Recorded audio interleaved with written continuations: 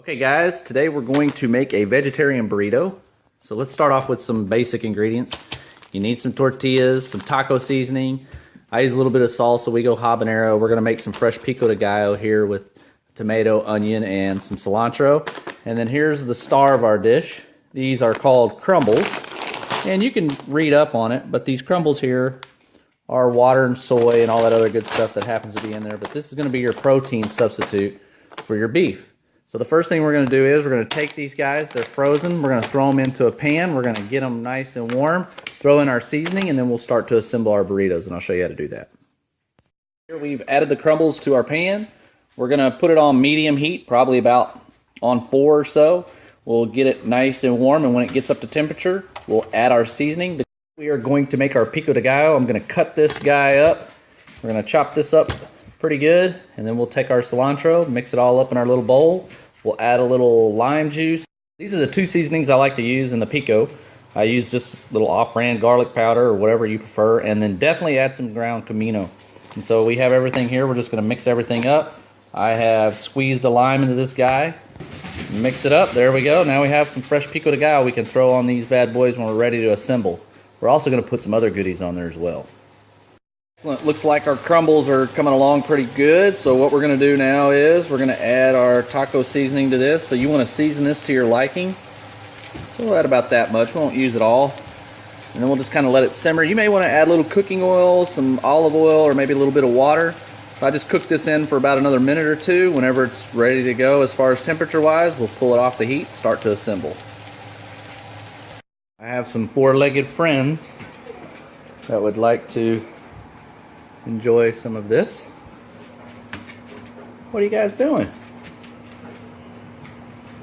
Okay, so now we're ready to assemble. So I've torn off some sheets of tinfoil here, torn off about 4 of them.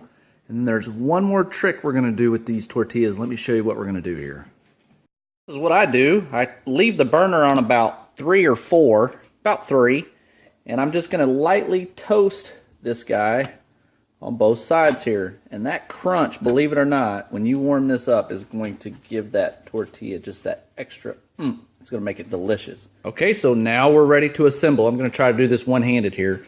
So the first thing we're going to do is we're going to grab some of our crumbles, and we're going to put this down into our tortilla. Grab another scoop of that guy right there.